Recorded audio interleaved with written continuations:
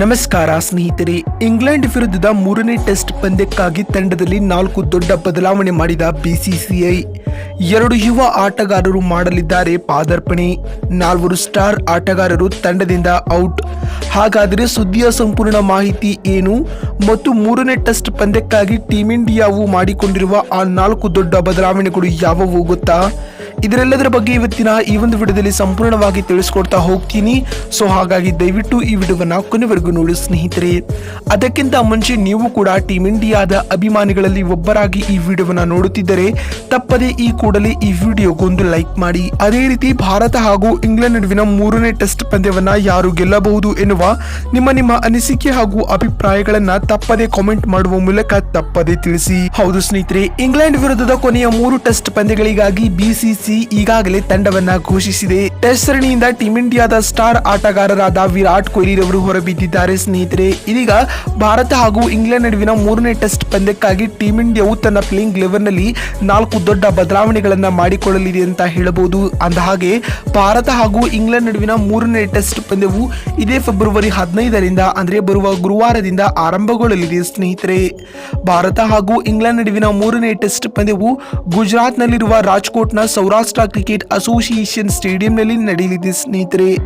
ಆದರೆ ಇದೀಗ ಇದರೆಲ್ಲದರ ನಡುವೆ ಭಾರತ ಹಾಗೂ ಇಂಗ್ಲೆಂಡ್ ನಡುವಿನ ಮೂರನೇ ಟೆಸ್ಟ್ ಪಂದ್ಯಕ್ಕಾಗಿ ಟೀಮ್ ಇಂಡಿಯಾವು ತನ್ನ ತಂಡದಲ್ಲಿ 4 ದೊಡ್ಡ ಬದಲಾವಣೆಗಳನ್ನು ಮಾಡಿಕೊಂಡಿದೆ. ಇದರಲ್ಲಿ ಮೊದಲ ಬದಲಾವಣೆ ಬಂದ್ಬಿಟ್ಟು KS ಭರತ್ ರವರ ಜಾಗದಲ್ಲಿ ಯುವ ಆಟಗಾರರಾದ ಧ್ರುವ ಜುರೇಲ್ ರವರಿಗೆ ಅವಕಾಶ ನೀಡಲಾಗುತ್ತದೆ. ಹೌದು ಸ್ನೇಹಿತರೆ, ಕಳೆದ 2 ಟೆಸ್ಟ್ ಪಂದ್ಯಗಳಲ್ಲಿ ವಿಕೆಟ್ ಕೀಪರ್ ಕಮ್ ಬ್ಯಾಟ್ಸ್ಮನ್ ಆಗಿ KS ಭರತ್ಗೆ ರನ್ ಗಳಿಸಲು ಸಾಕಷ್ಟು ಅವಕಾಶವಿತ್ತು. ಆದರೆ ಎಲ್ಲ ಪಂದ್ಯಗಳಲ್ಲಿ ವೈಫಲ್ಯವನ್ನ ಅನುಭವಿಸಿದರು. ಕಳೆದ 12 ಇನ್ನಿಂಗ್ಸ್ಗಳಲ್ಲಿ ಕೇವಲ 20ರ ಸರಾಸರಿಯಲ್ಲಿ 221 ರನ್ ಕಲೆ ಹಾಕಿದ್ದಾರಷ್ಟೇ.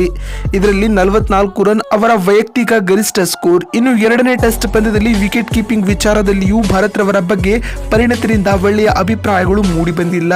ಕೆಲವು ಸುಲಭ ಸ್ಟಂಪಿಂಗ್ ಅವಕಾಶಗಳನ್ನ ಕೈಚೆಲ್ಲಿದ್ದಲ್ಲದೆ ವಿಕೆಟ್ ಹಿಂದೆ ಬೈ ರೂಪದಲ್ಲಿ ಹಲವು ರನ್ಗಳನ್ನ ಬಿಟ್ಟಿಕೊಟ್ಟಿದ್ದಾರೆ. ಇದೇ ಕಾರಣದಿಂದಾಗಿ ಇವರನ್ನ ಮೂರನೇ ಟೆಸ್ಟ್ ಪಂದ್ಯದಿಂದ ಕೈಬಿಟ್ಟು ಅವರ ಸ್ಥಾನದಲ್ಲಿ ಯುವ ಆಟಗಾರನಾದ ಧ್ರುವ ಜುರೇಲ್ ರವರು ಪಾದಾರ್ಪಣೆ ಮಾಡಲಿದ್ದಾರೆ ಸ್ನೇಹಿತರೆ. ಇನ್ನು 2ನೇ ಬದಲಾವಣೆ ಬಂದ್ಬಿಟ್ಟು ಶ್ರೇಯಸ್ ಅಯ್ಯರ್ ಅವರ ಸ್ಥಾನದಲ್ಲಿ ಸರ್ಫರಾಜ್ ಖಾನ್ ಅವರು ಕಾಣಿಸಿಕೊಳ್ಳಲಿದ್ದಾರೆ.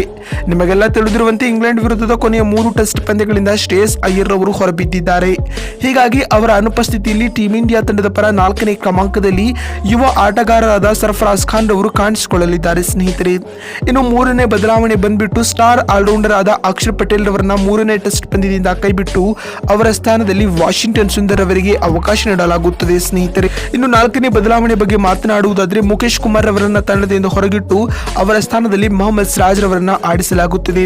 ಹೀಗಾಗಿ 3ನೇ ಟೆಸ್ಟ್ ಪಂದ್ಯಕ್ಕಾಗಿ ಟೀಮ್ ಇಂಡಿಯಾವು ಈ 4 ಪ್ರಮುಖ ಬದಲಾವಣೆಗಳನ್ನ ಮಾಡಿಕೊಂಡು ಕಣಕ್ಕಿಳಿಯಲಿದೆ ಅಂತ ಹೇಳಬಹುದು ಸ್ನೇಹಿತರೆ. ವಿಡಿಯೋವನ್ನ ಇಲ್ಲಿವರೆಗೂ ನೋಡಿದ್ದಕ್ಕಾಗಿ ಧನ್ಯವಾದಗಳು. ಮತ್ತೊಂದು ವಿಡಿಯೋದಲ್ಲಿ ಸಿಗ್ತೀನಿ. ಅಲ್ಲಿವರೆಗೂ ನಮಸ್ಕಾರ.